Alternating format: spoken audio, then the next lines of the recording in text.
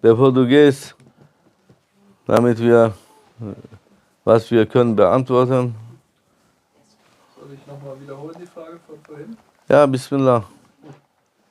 Also manchmal hat man Eingebungen, Ideen.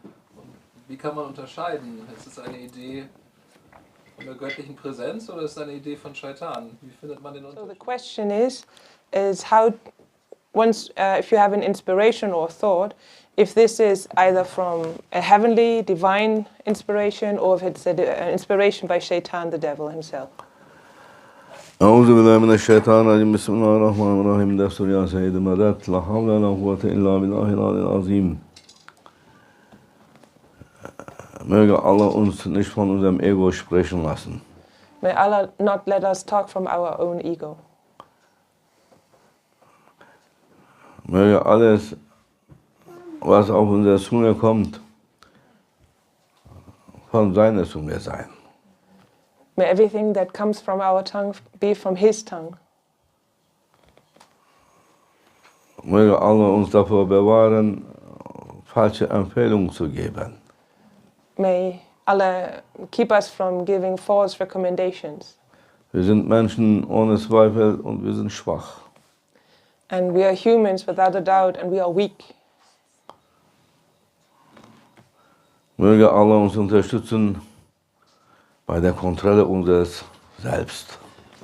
May Allah support us when we are trying to control our own self.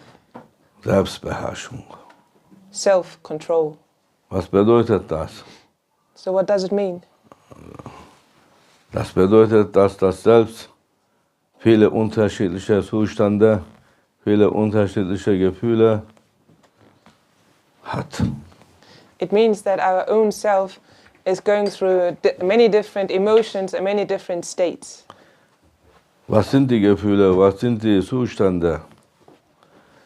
Die Gefühle sind Kräfte, die in uns versteckt sind. Unterschiedliche Kraftarten. So what are the emotions and what are those states? Emotions is a force hidden inside of us that have different level of forces. Und die Zustände entstehen durch die Gefühle, die wir uns zulassen. Und dementsprechend, je nach dem Gefühl, die wir zulassen, und sie kommen als Zustände raus. Sie zeigen sich als Zustände. And the states that we are in, the different levels of states, happen because of the emotions that we decide to let through. And depending on the emotion we have that we let through, we're going to experience a certain state, and that emotion emerges in that certain state. Was müssen wir also tun? Wir müssen die Gefühle, das Meer der Gefühle in uns, das Ozean der Gefühle kontrollieren, beherrschen, dass es keine Stürme gibt. So what can we do? What should we do? The emotions, that sea of emotion, that ocean of an emotion, we have to learn to control it, that no storm is happening.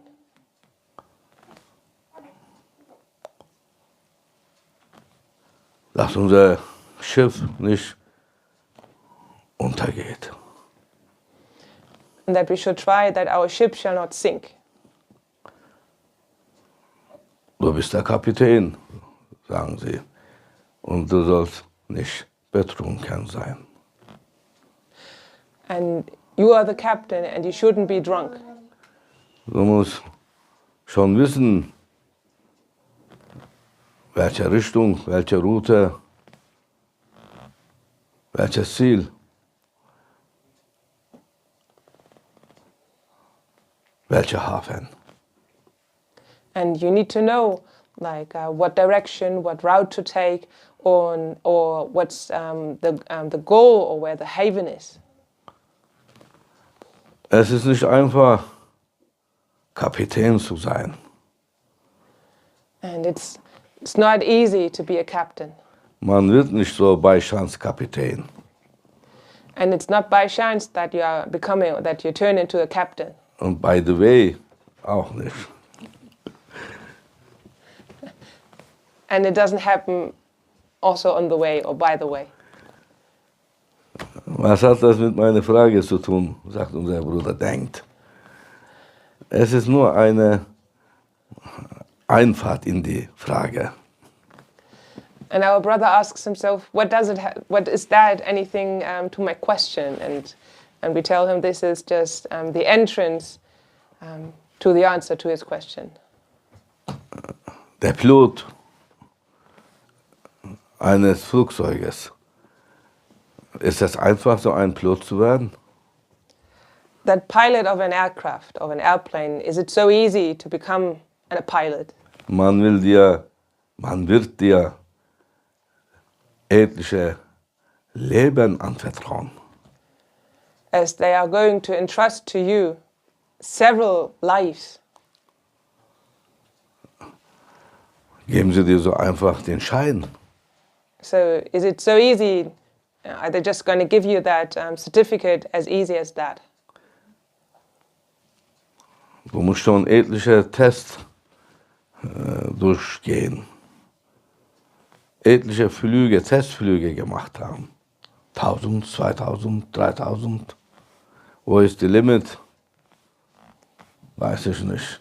Aber ein paar tausend schon. 1000 Flüge. Tausende Flüge, Testflüge.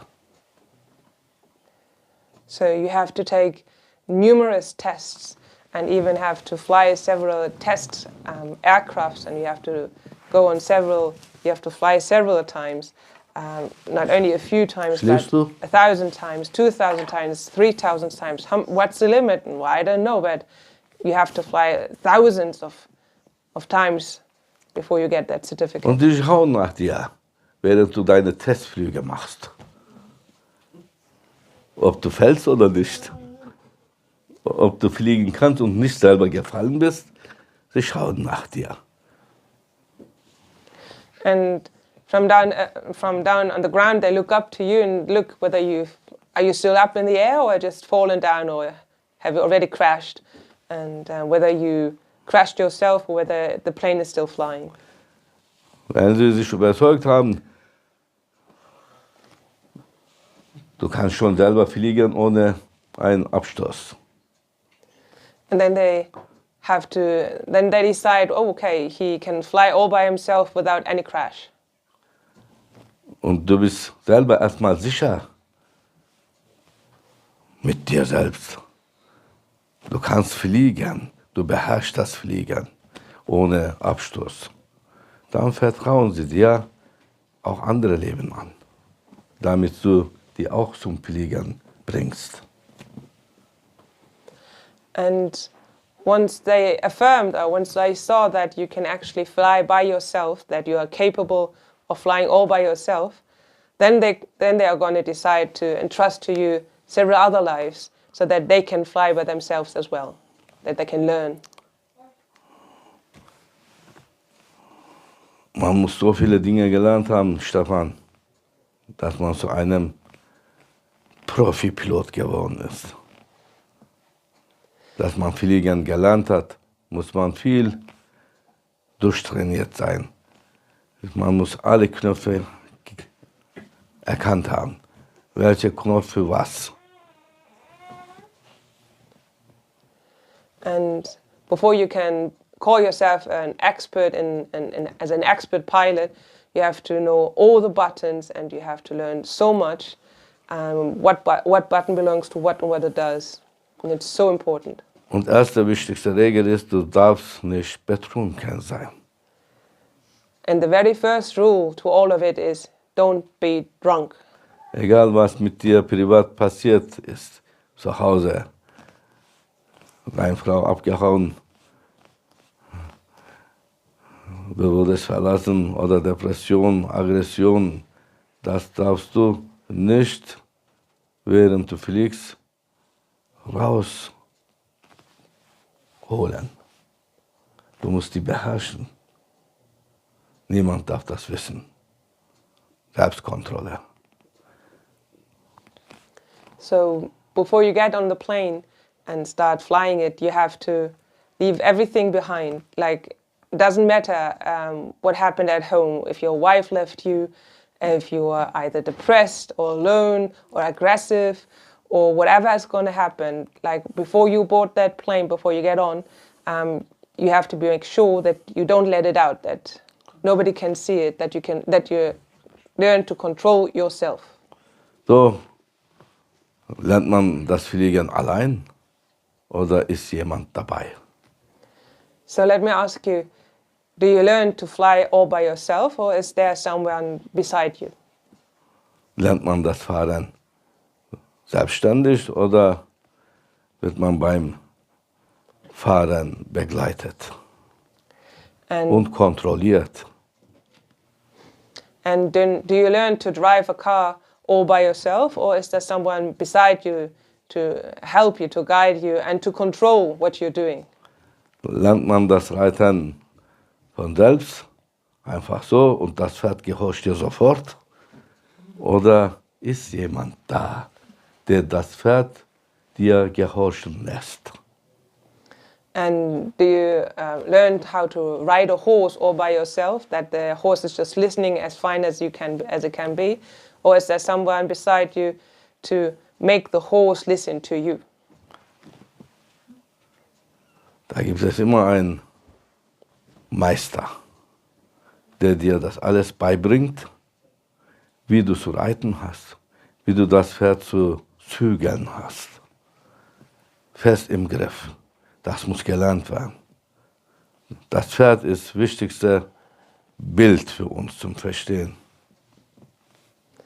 And there's always a master that is teaching you, that is helping you how to control that horse and how to keep the reins tight and not to let loose of the grip, as the horse's image is the image we use in here. der Reitschule, auch wenn das Pferd kein wildes Pferd ist schon ein erzogenes Pferd.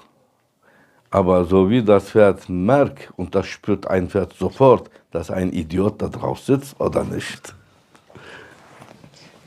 And even if you're in a school where you can learn how to ride a horse, still that horse, when it realizes, because it realizes very fast if there's an idiot on its back or not, it's gonna run wild. Das passierte mir zum Beispiel. Als ich auf ein Pferd stieg, hat er es sofort gemerkt, dass ein Idiot drauf sitzt. Bumm, war ich auf dem Boden. And this happened to me because I was getting on that horse and that horse immediately knew that I was a starter, a foolish starter of riding a horse and immediately took off and I was laying on the ground. Und das war genau auf einer Zugschiene. And this happened right on the railway tracks. Von gegenüber kam der Zug schon. Ich habe mich knapp auf die Seite werfen können. Ist passiert. And I was looking ahead and already could see the train approaching me and I just had to roll over to the side and then it was passing by. It happened for sure. Das ist ein erzogenes, kein wildes Pferd, aber trotzdem, wenn ein Pferd spürt, da ist ein Leier oder Unerfahrener oder ein Komiker, sofort macht es nicht, was dieser komische Reiter will, sondern was es selber will. And that school horse was not a wild horse, but still it recognized that there was an ignorant, a lay person, a beginner or a comic sitting on its back and... Sie übersetzt das auch noch. Jute. Du hast gut zu lachen. Ja. So it took off and I fell. Immer auf meine Kosten. Haji Amin. Das ist ein gutes Bild zum Verstehen. Ein gut erzogenes Pferd ist das, aber der Reiter muss stimmen. Darf kein Unerfahrener sein. So wie jemand da sitzt drauf, bei der Sitzbewegung mit den Beinen und Händen zügeln, sofort, das Tier merkt das sofort, dass das kein Reiter ist. Hat kein Recht drauf zu sitzen. Er hat das sich unter meinen Füßen getreten, zertreten zu werden. And that horse was not a wild horse, but a schooled horse. It knew how it should behave, but because it immediately felt that this is a beginner sitting on its back, depending on how the knees were working, the reins were holding it, and it didn't listen immediately, because even that picture and that horse is perfect. It also shows us that if the rider doesn't know anything, it's the horse is going to decide to trample all over the rights of the horse rider. Was ist mit unserem Pferd? Das Ego ist ein wildes Tier. Eigentlich unser Pferd. Und dieses Pferd brauchen wir. Ist nicht unser Feind. And what about our own horse or our own ego? Because it is a wild animal, but it is actually a wild horse, and we need to learn to control it because it's not our enemy. We need the ego. Welches Tier ist das beste Nutztier für die Menschen? Seit eh und je, sagt man. Das Pferd. Das Pferd, wenn man gewusst hat, wie man es fährt, bringt das Pferd uns sehr weit. Sehr weit. Immer zum Ziel. Wenn wir das Pferd beherrschen können, kontrollieren können, richtig zügern können, uns gehorchen lassen. So the horse is the best animal that had been domesticated perfectly for us, because once you learn how to ride that horse, you can actually ride wherever you want to go, but you have to learn how to control it, how to move it, to make it listen to you. Vor uns, die Menschheit, haben alle ihre Ziele mit einem Pferd verfolgt. Sie haben alles ihr Leben geteilt mit ihren Pferden. The people before us, they were used to have a horse with them, and they shared their life with a horse. They got everywhere they wanted to go by horse. Was können wir sagen? Ein Leben ohne die Pferde, bevor Taxi und Autos und Flugzeuge. Kann man sich ein Leben ohne Pferde vorstellen? Wie weit wäre die Menschheit gekommen? And before our times of a taxi, of a cab, of a plane, of a car, could you ever imagine a life without a horse to get anywhere? Also das Pferd brauchen wir. Das wilde Pferd, aber muss zuerst gut erzogen werden. So we need a horse, but that wild horse needs to be trained. Lernen uns zu gehorchen. It has to learn to let us control it. Das Pferd muss tun, was wir wollen, nicht was es selber will. And the horse needs to learn that it should do what we want it to do, not what it wanted to do. Wenn man das Pferd freilässt, sofort zu seinem Strohhaus. And as soon as you let that horse go, immediately it's going to go to the trough where it's going to eat its hay. Oh, ihr Leute, wie stellt ihr euch euer Ego vor? Wenn man das Ego freilässt und seine Wünschen erfüllen versucht, dann will es nur Stroh haben und nicht Gold. Schrott haben, nicht Diamant, weil es keinen Kopf hat, Verstand. Oh, you people, what do you think your ego is? Once you let it go free, all it ever wants is hay and no gold. And all it ever wants is trash and not the gems, the diamonds.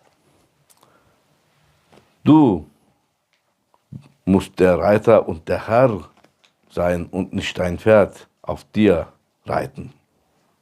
Du musst auf ihm reiten. Und das musst du ihm beibringen, zum Verstehen geben. And you are the rider riding on the horse back and not the horse on your back. And you have to make it understand that rule. Das Pferd muss verstehen, dass du der Herr bist. Und dass du dich auch so benimmst. Dass du die Autorität, deine Autorität, muss das Pferd spüren. And the horse has to learn that you are the Lord always, and you also have to act in a way that you are the Lord, and the horse has to understand that and learn that. Wenn du das geschafft hast, mit Hilfe eines Reitlehrers, ohne seine Hilfe schaffst du das nicht. Du musst die Techniken des Reiterns erstmal lernen. And without a teacher to show you how to ride a horse, you never can learn how to ride a horse. He has to teach you how to use the techniques. In einer Reitschule, der Reitlehrer lässt dich auf das Pferd steigen. Und du wunderst dich, das Pferd gehorcht mir. Rechts zügern, rechts ziehen, geht er nach rechts. Links, nach, oh, das ist ja so easy. Habe ich mir nicht vorgestellt. And once you enroll into a horse riding school, and the teacher is letting you get on the horse, you're just like surprised, like, oh, it's very easy to control it. When if you want to let it go right, it goes right, and if you want to pull on the reins to left, it's going to go left. Schau mal, Sheikh, das Pferd hier, auf dem ich sitze, hat Respekt vor mir. And then you say, oh, Sheikh, look at me, that horse that I'm on, it's listening to me. Hat meine Autorität aus meinen Augen erkannt. It understood my authority right by looking into my eyes. Schick mal den Reitlehrer mal Essenpause gehen und bleib mal schön allein mit dem Pferd.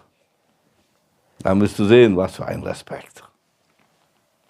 Well, then let's send that teacher, that trainer, to have his lunch break, and then we're going to see how much authority you already have over that horse. Das Pferd hat nicht Respekt vor dir, vor dem, der vor ihm steht, mit seiner Peitsche in der Hand. And the horse doesn't respect you, but it respects the one that's standing in front of him with a whip in their hand. Er hat Respekt vor der Autorität dieser Person, Reitlehrer, nicht vor dir. And it shows its respect towards the authority of that person and standing in front of you. Not to you, the pupil, but the teacher, the trainer. Das Ego ist so ein Pferd, wildes Pferd, das erzogen werden muss. Nicht von dir, du kannst ihn nicht erziehen. Man kann sich selbst nicht erziehen.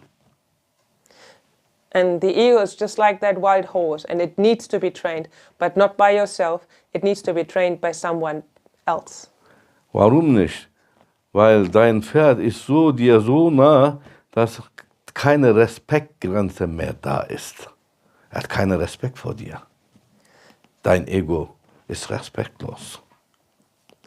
And how does it come that it doesn't listen to you and doesn't respect you? Because that horse, your ego, is so close to you that it lost all respect for you. Oh, mein Ego, du kannst 1000-mal sagen, du hast mir zu horchen und gehorchen. And you can say 1,000 times, oh, your ego, you have to listen to me now. Und das geht wie ein Echo, kommt wieder auf dich zurück, wie ein Bumerang. Oh, du hast mir zu horchen und gehorchen, sagt das Ego zu dir zurück. Du hast mir zu horchen und gehorchen. And just like an echo or like a boomerang, it hits you back. Oh, you have to listen to me and you have to obey me. Als Allah das Ego erschaffen hat, hat er gesagt, oh du Ego, komm zu mir. Und das Ego hat geantwortet, komm du zu mir. So hat alles angefangen. After Allah the Lord created the ego, he told the ego, "Come to me, ego." And the ego replied, "You come to me." That's how it was. Und der Herr ließ ihn 1000 Himmeljahre in der weißen Hölle verbrennen. And the Lord made it being burned for a thousand heavenly years in the white hell. 1000 Jahre, irdische Jahre, ein himmlischer Tag. No. 1,000 earthly years are one day in the heaven.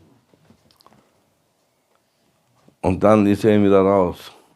Oh, du Ego. Wer ist der Herr, wer ist der Diener? Und das Ego hat geantwortet. Du bist du, ich bin ich. And once that time passed, the ego was taken out again and put in front of the Lord, and the Lord asked, "So, the ego, tell me, who's the Lord and who's the servant?" And the ego replied, "You are you and I'm me." Der Herr ließ ihn in der roten Hölle 1000 Jahre verbrennen. So the Lord made it, sent it to the red hell for 1,000 heavenly years. Oh, du Ego. Wer hat das Sagen? Ich habe das Sagen. Du hast gar nichts zu sagen, sagt das Ego. Hat nichts gelernt. Feuer war zu schade. And once that time was up, it was again in front of the Lord.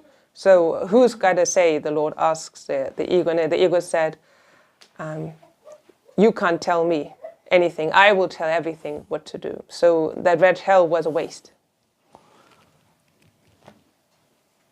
Und dann sagte der Herr, kein Wunsch erfüllen, hungern lassen, fasten lassen. So hat das erste Fasten angefangen. Das Fasten hat dort bei der Erschaffung des Egos angefangen. Ich höre das auch zum ersten Mal jetzt. And then the Lord told it that don't fulfill any wishes, don't give it any food, it has to fast. And this is where it all started, where all fasting started. It started in that moment directly. And I hear that for the very first time as well. Und dann wurde das Ego schwach, schwächer und erst dann hat er sich ergeben.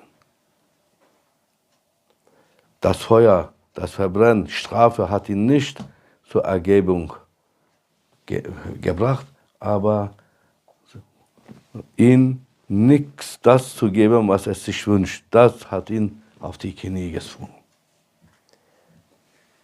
So that once it started fasting, it got weaker and weaker, and then eventually it surrendered. And no hell, no burning could ever make it go onto his knees, but that not fulfilling any wish, that fasting made it surrender. Und der Herr sagt im Heiligen Buch, dem letzten Testament Koran, komm wieder zu mir zurück mit einem gut erzogenen Ego. Das ist ein heiliger Vers. And the Lord says in the sacred Quran, in a verse, it says, bring me back the ego well trained. Er sagt eigentlich alles, was wir zu tun haben. Wir aber verstehen das nicht. Komm zu mir mit deinem Ego zurück, sagt er. Nicht töte ihn und komm. Du kannst dein Ego nicht töten. Aber du kannst ihn erziehen. And it says everything we need to know. He says, come back with your ego. Not don't kill your ego, but come back with it, but train it. It has to be trained. You cannot töten, you cannot kill the ego. Because you are not supposed to kill the ego. You have to learn to control it. Und du sollst ihn auch nicht töten, weil du ihn brauchst. And you also should not kill the ego because you need it. Weil das ist genau das Pferd, das wilde Pferd, den du gut erzogen hast und Reitern gelernt hast auf ihn. Wenn du das Reitern auf ihn gelernt hast und die Zügel fest in deiner Hand hast, dann wird es von einem Ego zu einem Pegasus. And once you learned how to ride that wild horse, how you train it, how to hold the reins, to let it move as you wish it to do, then that ego turns into a Pegasus. Wisst ihr, was Pegasus ist? Was ist das für ein Pferd? Flügel. Mit Flügel. Ein Geflügel. Der fliegen kann. Es gibt nicht diese Fantasiewelt. Es gibt alles, was man zu sehen bekommt in Film und das und dies. Es hat seine Wahrhaftigkeit. Es hat sein Fundament. Wenn man sowas fantasiert hat, muss es sie auch gegeben haben. Man kann sich etwas nicht vorstellen, was nicht da ist. So what is a Pegasus? It has wings, Sheikh. So what? It's a chicken. No, it actually is a horse that learned how to fly. And even though it's not that mystical, magical creature that you can find in the books or in the movies, but it actually has a true foundation, because you cannot imagine something that doesn't exist. Du hast Hajija mal wieder zum Lachen gebracht. Schaut mal, wenn du dein Ego schaffst, so gut zu erziehen, du kannst ihm Flügel geben oder die versteckten Flügel kommen raus, machen sich frei aus der Gefangenschaft und das Pferd kann plötzlich fliegen. Mach eine Fliege, ist es nicht, er kann fliegen. So once you learn how to train and control your ego, it actually gets wings, or let's rather say those wings were hidden underneath, and by learning how to control it, they can actually break free from that imprisonment and you can start to learn to fly. Not turn into a fly, but actually fly. Ohne dein Ego kommst du niemals ins Paradies. Du findest den Weg zum Paradies niemals. Das Ego kennt das Weg. And only with your ego you can find the way to paradise. Otherwise, without it, you won't ever find it, because the ego knows the way to paradise. Aber mit einem unerzogenes Ego, findest du auch den Weg zu der Hölle, in die Hölle. Du entscheidest, wie du umgehst mit deinem Ego, erziehen oder freilassen. Wenn du freilässt, in die Hölle mit dir. Wenn du ihn erziehst, unter deiner Kontrolle, ins Paradies mit dir. Aber ohne das Ego kommst du weder ins Paradies noch in die Hölle. And if you choose to leave the ego as is and to let it go wild and go free, well, it's going to lead you to hell. So, and then you're going to be sent to hell. So it's up to you. Either you train it and you're going to be led to paradise, or if you're going to let it roam free into hell. Ohne dein Ego bist du kein Mensch. Ich bin ein Engel, Sheikh. Nein. And without an ego, you are no humans. Oh, I'm an angel. Aber es ist die Frage, Engel oder Bengel? What to be? So you either are an angel or you are a bastard. So you decide.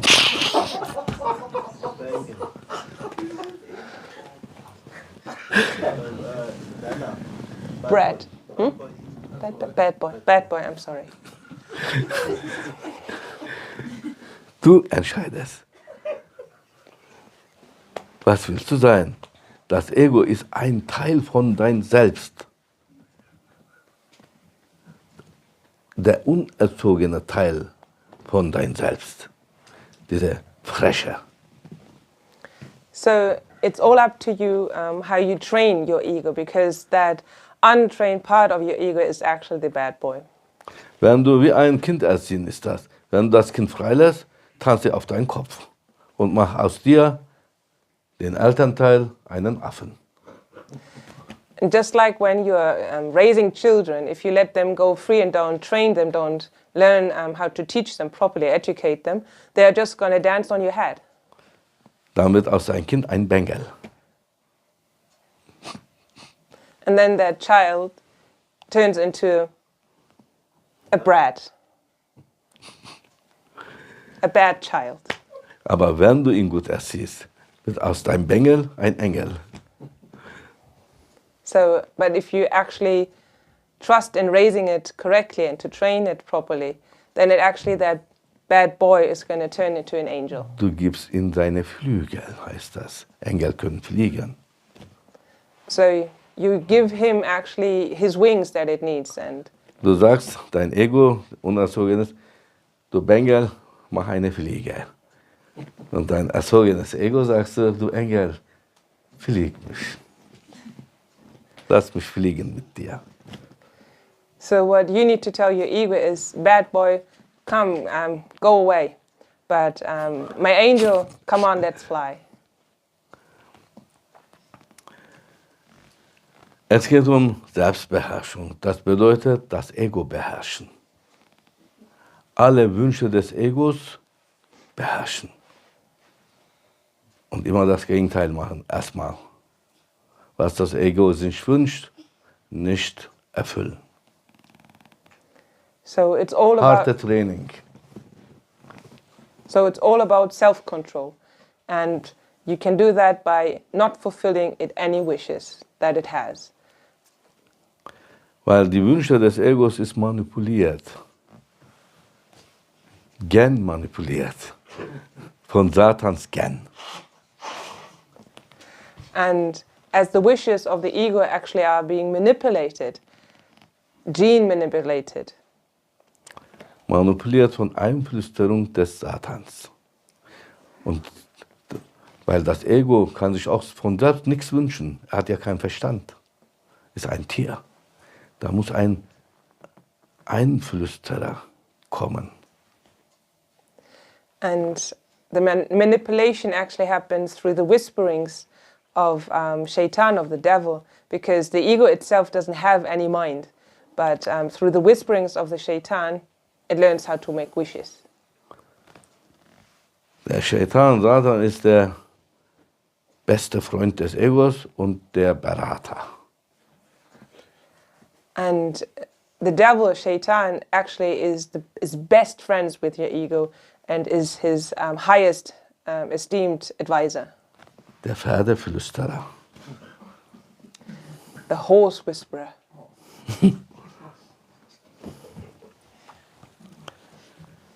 Jetzt sind wir da angekommen, wo die Frage angefangen hat. So we got back to where the answer the question has started. Wir Menschen sind schwach und vergesslich. Wir verlieren schnell den Faden. Pfad und Faden. And we humans are weak and we easily lose control, lose sight of what we actually as our purpose. So. Aber der Herr hat alles unter Kontrolle. Er vergisst nie, er hat alle Fäden in seiner Hand. And the Lord has everything under his control, and he's got all the strings attached to him, all the paths in his hands. Wir haben 2 Ohren, Stefan. Wozu? Warum? Wieso? Damit hier reinkommt und hier rausgeht? So we've got 2 ears. So why is that? So that something enters and leaves the other ear? Hier ist ein Flüsterer, hier ist ein Flüsterer.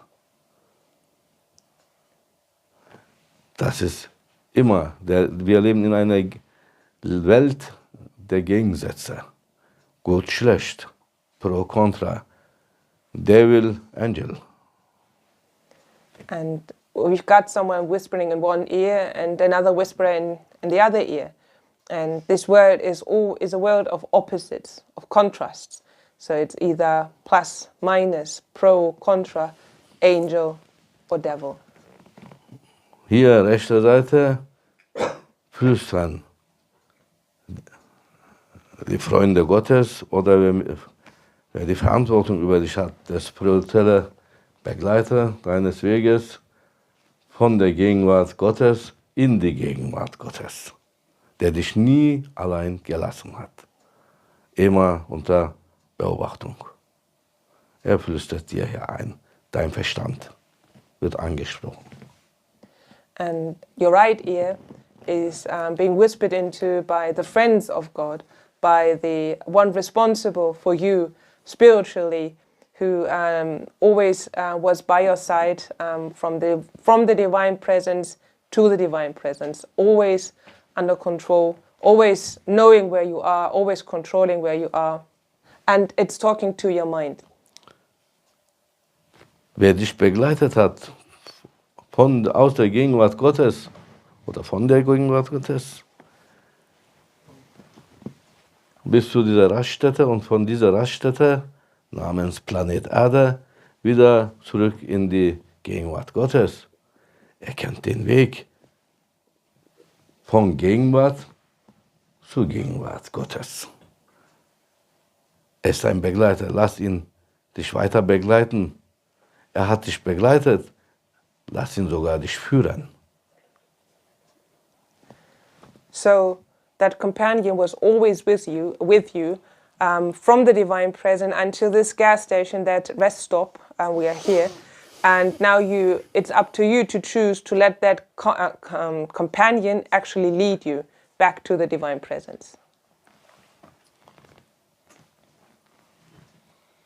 Und er flüstert dir immer das, er ist auch ein Berater, ein göttlicher Berater.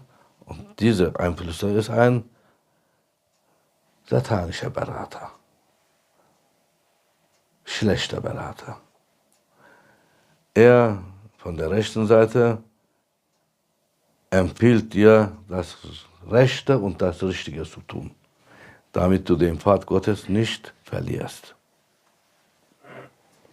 So the one in your right ear is actually also an advisor, with a divine advisor, and on the left ear that is a satanic advisor, a bad advisor. So the one on the right side actually advises you or gives you pieces of advice that actually are right and good for you. Und er will dich immer auf der rechten Route halten. Wenn du abweichst, sofort sagt er, komm wieder auf die Route. Also er begleitet dich und will dich führen zum rechten Weg, auf dem rechten Weg. And he he advises you to stay on the right way. And once, even for a split second, you seem to go astray, he makes you go right back to stay on the right and narrow. And so, der Linke ist ein Linker. Und dieser Berater sagt dir, genieß dein Leben, so nackt und frei wie du kannst. Mach alles, was dir gefällt. Mach nichts, was dir nicht gefällt. And the one on your left ear is actually a mean one, because he tells you do everything you want to do as you wish, and don't do anything that you don't wish. Enjoy your life with me. I am your best friend. Genieß dein Leben mit mir. Ich bin dein bester Freund. And I show you the way. Und ich zeig dir den Weg. Er erlaubt dir alles. Bei mir, wenn du mich als Begleiter auf deinen Weg nimmst, bei mir gibt es kein Gesetz, kein Regel, kein Riegel. Vielleicht Riegelschokolade. And the one on the left says, with me, it's easy. Take me as your companion, because with me, you don't have to follow any laws, any rules, any bars. Well, just a chocolate bar. Und du stehst da zwischen zwei Einflüsterer. Und jede Einflüsterung kommt zu dir als eine Inspiration an. And you're standing right between those two whisperers. And any whisper you get comes to you as an inspiration. Es ist aber keine Inspiration. Von beiden Seiten gibt es keine Inspiration. Das ist nur eine Einflüsterung. Ein Ratschlag von rechten Seite und von linken Seite. Ein linker Ratschlag, ein rechter Ratschlag. Verstehst du mein Deutsch, Haji Emin? Danke, dass du mich verstehst. So that inspiration is no actual inspiration, just a piece of advice, a recommendation, either a lefty recommendation or a right recommendation. This is a live connection now. Ich höre mit zu, ich lerne mit euch. Ich kriege auch neues Brötchen, kein altes Brötchen, sieht alles ähnlich, aber es ist ein frisches Brötchen aus der Bäckerei Gottes. So I'm listening in with you right now, and this is, I don't get any old bread, but this is a new bread from the heavenly bakery upstairs. 35 Jahre fast rede ich höre das auch jetzt, diese Erklärung zum ersten Mal. Dank unser Bruder hier. And I'm talking for over 35 years now, but thanks to our brother here, I'm still learning something new. Das, was der Mensch als Inspiration annimmt, wahrnimmt, ist nur eine Einflüsterung. Von beiden Seiten. Ist keine Inspiration. Ich höre das auch zum ersten Mal. So that inspiration that we get, either we accept it or receive it, actually is just a whisper. It's not an inspiration. Eine Inspiration landet immer im Herzen. Und das Herz ist das Thronraum des Gottes. Nirgendwo passe ich hinein, in das Herz eines wahren Gläubigen passe ich rein, sagt er. Mit seinem Licht natürlich, mit seinen Attributen. And an inspiration that we are actually meaning comes into the heart, because in your heart there is the throne room where the Lord said in a verse, I only fit into the heart of a true believer, which means it's the light of the Lord, his attributes. Das Herz ist Landeplatz des Gottes Attribute und Inspiration. Und deshalb muss das Herz gutes Wetter haben. Keine stürmige, keine Nebel. Alle Flüge sind abgestrichen. So etwas gibt es nicht. Darf nicht geben. And the heart is the landing strip for the divine attributes, for the inspiration, and we always need good weather. There's not allowed to have any storms or any fog wafting through it. Everything has to be clear. Bis dahin müssen wir kommen erstmal. Bis zum Herzen, dass eine göttliche Inspiration eine Landung macht bei unserem Herzen. Da müssen wir viel arbeiten dran. Das ist erstmal diese Schicht von an der Spiegel muss erstmal, wie nennt man das? Gereinigt werden. So dass es ganz klar wird, das Spiegel. Deshalb machen wir Meditation. Allah, Allah, Allah. Wir reinigen unseren Spiegel. Dass das Herz gereinigt ist, glänzt und dass man da erkennt. Was, wen? Dich selbst. Erkenne dich selbst. In deinem eigenen Spiegel. So for you to get to your heart, for that inspiration to actually reach your heart, we have to work hard to do that, because we actually have, when we look up into it, it's like a mirror, and there's this grime on it, and we have to polish it off. And how do we do that? By doing zikr meditation, which is Allah, Allah. And only then it can happen. Das allein genügt aber nicht. Weil Augen zu Allah, Allah macht sogar Freude. Es ist eine Freude für die Seele. Und die Engel nehmen dir Last von dieser spirituelle Last von dieser und Müll von dieser Weltmaterialismus, nehmen sie dir weg. Deshalb fühlst du eine Erleichterung. Aber das ist keine Entwicklung, Fortschreiten. Da muss noch einiges passieren. So just closing your eyes and chanting to yourself, Allah, Allah, Allah, that isn't enough. It is helping you. The angels listening, and they are going to relieve you from your earthly burden, from the trash that you have around you. And it makes you feel good and it makes you happy.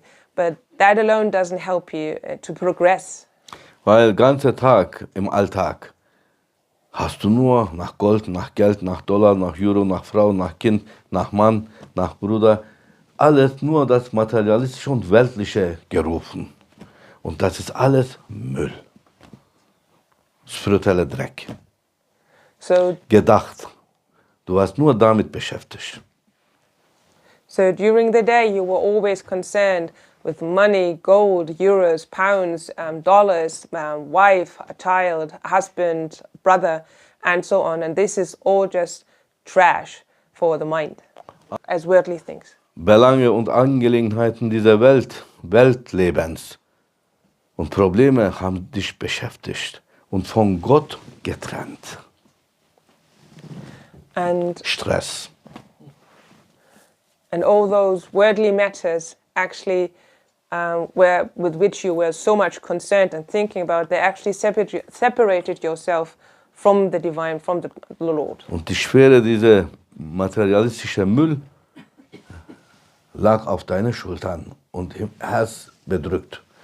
Und wenn du Zikr machst, dann rufst du wieder nach dem Herrn, nach Gott. Gott geht weg, Gott kommt rein. And actually this world weighs heavy on you, but once you start doing the zikr meditation and you start reconnecting to the Lord, actually the gold leaves and God enters. Aber dass das Herz gereinigt wird, das verlangt etwas anderes. Was, Haji Emin? Das richtige Lebensweise, Verhalten. Du musst nach Gott rufen, nach Allah rufen, nur dein Herz mit ihm beschäftigen, aber deine Körperhaltung, Bewegung, deine Organe müssen auch für ihn gewesen sein. Durch deine Lebensweise, Lebensart und Verhalten gegenüber deinen Nächsten mit der Empfehlung Gottes, wie du umgehst mit deiner Umgebung, wie du leben sollst. Das Praxis und Theorie muss übereinstimmen und nur so näherst du dich zum Gott und das Herz öffnet sich. Das Spiegel wird immer klarer. So you actually need to clean your heart properly so that you get the connection to God, and that it's getting more and more polished. So that how do you do that? By actually not only thinking about the Lord or meditating about the Lord, but actually also improving your whole way you move your body, how your intestines, your organs all have to work. Your whole lifestyle have to be for your Lord, and which means, for example, how you treat everybody around you, how you help them, your neighbor, your brother, and that eventually that everything is also working for the Lord. Weil wir leben in einer Welt des Zeugnisses. Alles braucht Beweis. Und Allah will diesen Beweis sehen durch deine Lebensweise und Verhalten. Du sagst, Allah, es sind so viele tausende Leute zu uns gekommen. Buddhisten, Hinduisten, Atheisten, Kommunisten, Sozialisten, alles ist und müsst. Kam. Und mit uns gesungen und Zikr gemacht. Sheikh, war wunderschön, ich fühle mich wieder erleichtert und bin gegangen und weiter in Mist und Saus und Braus, Suff und Puff gelebt. Das stimmt nicht überein. Sie haben sich leicht gefühlt, richtig, weil sie haben mit uns meditiert, Allah gerufen und das hat seine Belohnung. Die materialistische Müll wurde ihnen weggenommen, deshalb die Seele hat sich befreit. Richtig. Aber dann die falsche Lebensweise hat wieder schwer gemacht. So, actually just like there's thousands of people that are chanting and that are meditating that came to us, like all communists, Jewish, socialists, extraordinarists, leftists, rightists, so many ists and trashists. But and they said, oh, once we're done with the zikr meditation, oh, I'm feeling so light again. But they still continue to live their lower life, they live that trash life. And then it becomes heavy again. Was wir so lange Zeit nicht eigentlich so detailliert erklärt haben, erklären Sie uns jetzt. Wie man Gott nachkommt, wie man wirklich das Spiegel klar bekommt und dass man sich selbst sichtet in deinem eigenen Spiegel des Herzens. And for a long time, it was never explained in detail like it is being done now. And now they explain us more what it means to clean yourself and how to polish the mirror in your heart so that you can actually look in it and see yourself and realize what you are. Eine Inspiration ist immer von Gott, von Allah, aus der Gegenwart Gottes, göttlicher Gegenwart, klar und kurz jetzt. Und das bekommen nur die Propheten in ihre Herzen. Göttliche Inspiration nennt man in Arabisch Wahi. Wahi, dieser Titel gehört Propheteninspiration.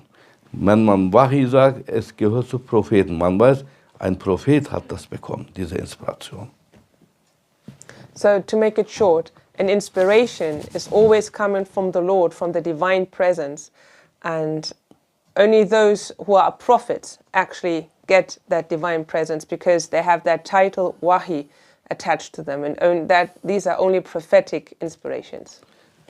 Und was die Heiligen, die Vertreter der Propheten, weil Prophetentum mit Sayyidina Muhammad Friede auf ihn Ende gefunden hat, Heilige sind Vertreter. Sie bekommen gleiche Inspiration unter einem anderen Namen, damit man das unterscheidet, Prophet und Heilige. And the saints, the friends of God, they are the representatives of the prophets because the last prophet was Muhammad, peace be upon him, and he was the last one, and then only the saints were there. And they also get an inspiration that is from the Lord, but it's called differently. Das heißt in Arabisch Ilham, nicht Wahi, Ilham. Wenn man Ilham sagt, das ist eine göttliche Inspiration, mit gleicher Macht, Kraft und Autorität, aber trennt diese beiden Positionen, Prophet und Heilige. And you call it Ilham, not Wahi, but Ilham. And they come with the same might, divine might and force and authority, but there's a difference in understanding it. Also Fazit. Inspiration muss immer aus der göttlichen Gegenwart sein. Und das kommt nur zu den Propheten und Heiligen. Vielleicht durch die Heiligen, von den Herzen der Heiligen, zu den guten Schülern, die braufartig und gehorsam sind. So, in conclusion, an inspiration is always from the divine presence and is going to the hearts of the prophets and saints. And it may also be that through the heart of the saint, the good student, the good pupil, because he is well behaved, trained, and actually obeying what he is being told by his master, they can get an inspiration. Musterschüler. So. Man kann sein, dass es auch für einen Musterschüler gewährt ist. Aber nicht direkt der göttliche Gegenwart, sondern von Herz seines Meisters. So a prime example of a student, because he is so well behaved and that he is getting an information, but that inspiration is not directly from the divine presence, but through the heart of his true master. Weil jede Art von Inspiration aus der göttlichen Gegenwart kommt immer zuerst zu dem Prophetensherz, von sein Herz, mit sein Herz verbundener Herz, also des Scheichs, des Heiligen, und von sein Herz zu mit ihm verbundener Herz von seinem Schüler. wenn ein Schüler geschafft hat, sein Herz mit dem Herz seines Meisters zu verbinden in Einheit, was er bekommt, bekommt er, weil es eine Einheit. So we have to see the way it travels such an inspiration. At first it goes into the heart of the Prophet, and then it goes directly to the heart of the sheikhs, of the saints who are directly connected to the Prophet, and then from those saints, the sheikhs, the heart of the murid, of the pupil, who are also connected to the heart of the sheikh, of the master, and because they are in a unity as one, that what the sheikh gets, the murid gets as well, the pupil gets as well, because they are one, they are a unity. Warum ist es so, Stefan? Weil in Wirklichkeit gibt es nichts, was uns selbst gehört. Alles gehört Allah. In mein Herz kommt das, was in sein Herz gekommen ist von meinem Sheikh, in sein Herz kommt, was schon in seinen Sheikh reingekommen ist, und fängt an mit dem Herz des Propheten, von Allah in das Herz des Propheten, aber es ist am Anfang und am Ende von Allah. Nicht von uns. Wir haben ja nichts. So what does it actually mean that in the end we don't own anything? It doesn't belong to and not to us anything, because the inspiration that we receive from our sheikh, our master, he received from his sheikh, and so on and so on, and so the first one to receive an inspiration is the Prophet's heart, and so everything is from the Lord himself, so we don't own anything because we have nothing. Es ist so ein Geheimnis und Weisheit. Stefan, alles, was du in der Schule, offizielle Schule lernst, irdische Schule, das ist geklautes Wissen. Du hast das von Newton bekommen, du hast das von Johnson bekommen, Edison bekommen und. Aber es ist nicht dein.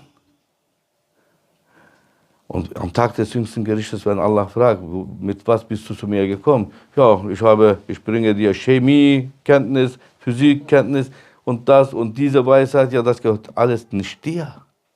Was ist, was dir gehört? Das ist alles geklautes Wissen, übernommenes Wissen.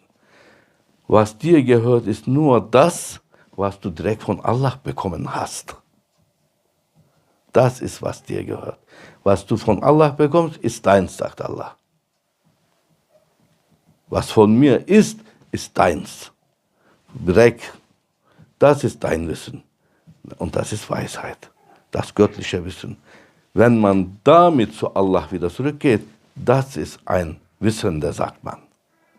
Der andere hat beklaut. Einfluss, unter Einfluss, Manipulation, andere Leute, Freud, Leid, alt, jung und so weiter, aber nicht unter Schutz und Lehre Gottes. Eine Inspiration ist immer aus der göttlichen Gegenwart. Wir einfache Leute können nur Einflüsterungen sprechen. Möge Allah dich unterstützen. So, as it's all about the right knowledge, the right wisdom. And if you compare it to a public school, when you go there, all the knowledge that you can get there is actually stolen from Newton, Johnson, Edison, and but it has no value because it's not yours. And you learn so much when you get to the last judgment day, to the day of reckoning, and the Lord asks you, so what knowledge do you bring me? And you say, well, I've got chemistry and physics and so on. And he said, well, you stole it all, it's not yours, so what is your knowledge? And you're going to be like, what? And then it's explained that once you get the direct inspiration from the Lord, that is for you. What he gives you, what he sends to you, that is yours and that you can bring. And once you bring that knowledge to him, that is actually divine knowledge and divine wisdom. Ich habe den Faden.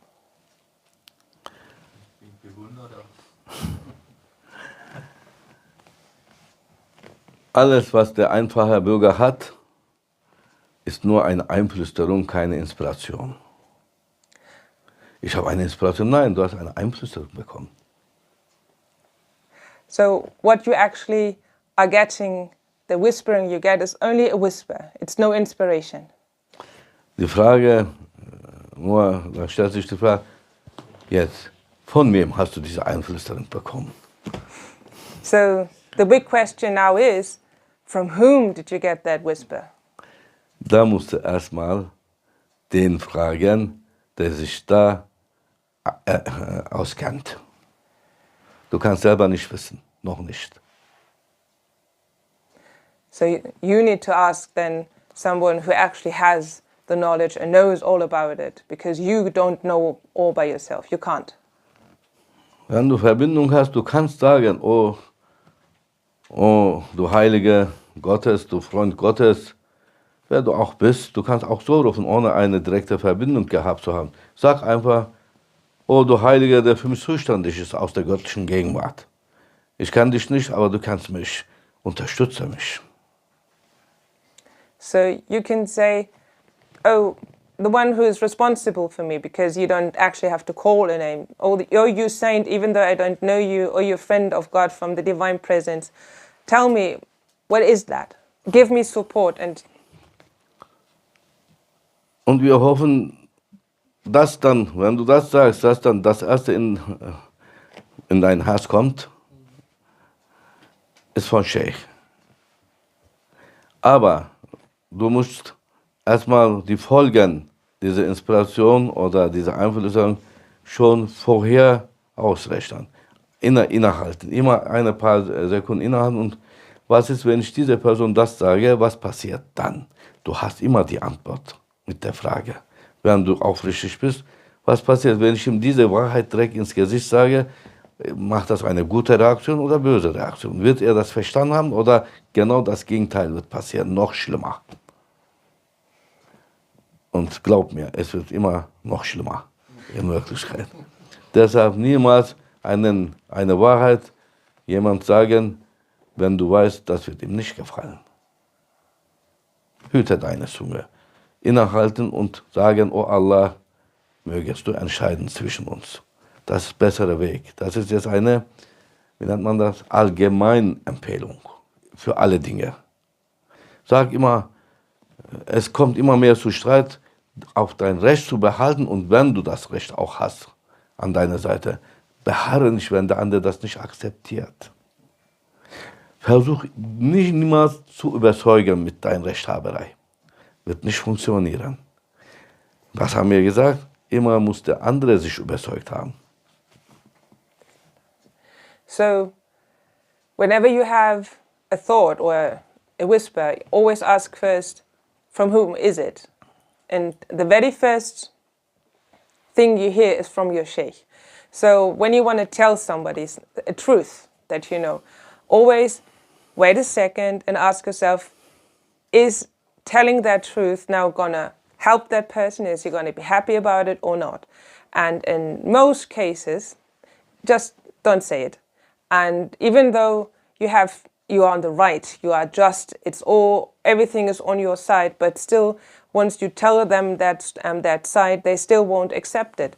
So just keep to yourself and ask and say, oh Allah, you decide between the two of us, because you don't have to persuade the other person of you being right. The other person has to persuade themselves that you are right. Damit du immer mehr erkennen kannst, von woher die Inspiration oder die Einflüsse kommt, du musst mehr mit dem Sheikh sein und seine Empfehlungen dir anhören. Dann kannst du das so unterscheiden, indem du Vergleich machst. Stimmt das überein, deine Einflüsterung oder Inspiration, mit der Empfehlung des Sheikhs? Wenn nicht, dann ist es von der linken Seite. Aber da musst du erstmal einige Empfehlungen über den Alltag, wie man mit dem Alltag umgeht, mit Personen auch, Freund und Feind sind, musst du erstmal die Empfehlungen kennen. Und dann, ob was in dein Herz oder Gehirn gekommen ist, damit du das erkennen kannst, stimmt das überein oder nicht. So machst du auf die Waage bringen. Wenn das übereinstimmt mit dem Sheikhs Empfehlung, dann ist es von ihm. Wenn nicht, dann ist es von der anderen Seite. Das ist der einfachere Weg. Tipp. Ist leichter jetzt? Ja. Du musst aber mehr Ohr schenken dem Sheikh, damit du weißt, was für Empfehlungen gibt da für den Alltag. So, Bismillah. So the thing is, to make it easy, it's best to stay, to come often and to listen to the recommendation of the Sheikh, because then once you do that, you can learn how to balance. Do the whisperings I have, the so-called inspiration, also coincide or balance them out with the recommendations of the Sheikh. And you have to listen to many pieces of recommendations of the Sheikh for everything, for daily life, for matters, how to deal with your friend, how to deal with an enemy. And then you learn to put it on a scale and to see how it balances out. And once you see that, oh, the inspiration that I have, that whispering that I have actually is similar to the recommendation he does, then it's probably is from the Sheikh. And if it's going against it, well, then it's from the left ear. So you can dismiss it already. Wir hätten diese Sache kurz machen können. Das, was wir am Ende gesagt haben, auch am Anfang sagen können. Aber dann wäre es langweilig etwas. So, Und keine Spannung. Wann kommt das endlich, die Antwort? So we could have made it short and tell you that easy answer right in the beginning, but then it would have been boring and there would be no tension, no build-up. Nein, wir wollten es ganz klar und deutlich gemacht haben. Damit man so ein Allgemeinwissen bekommen hat. Aha, warum, wieso, weshalb?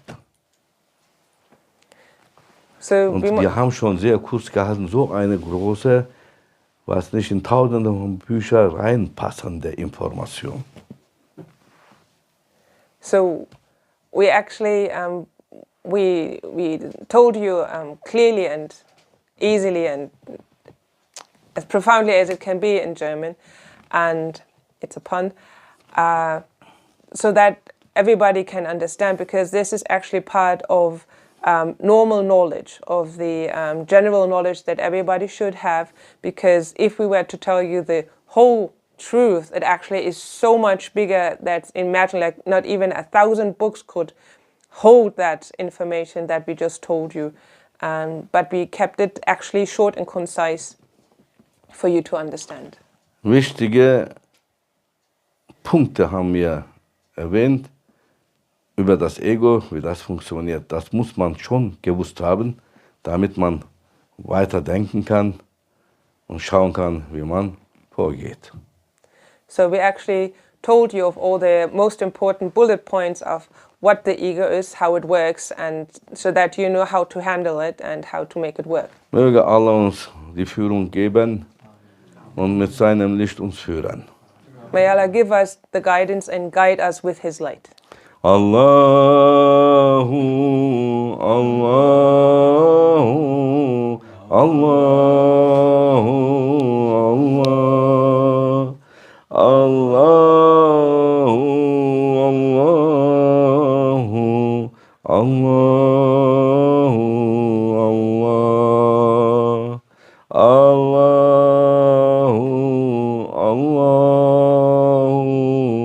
Allah,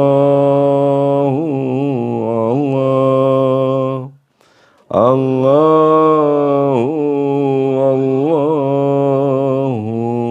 Allahu,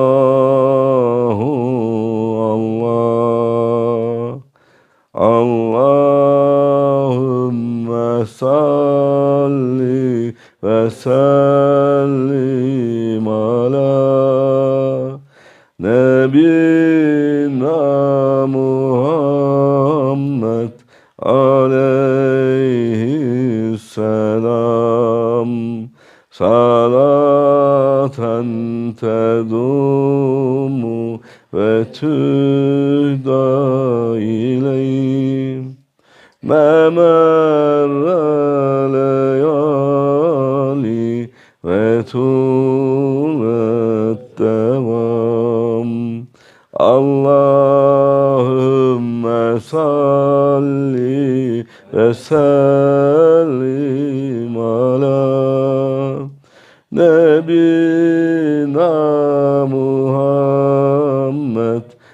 aleyhisselam. Salaten tedumu ve tühta ileyh memerreyani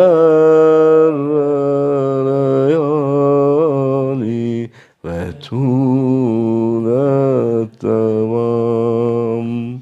Allahu,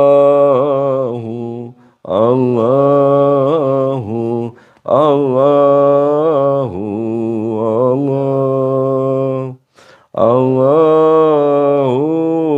Allahu, Allahu, Allah. Only one Sultan, only one truth, only one way, the highway. Fatiha.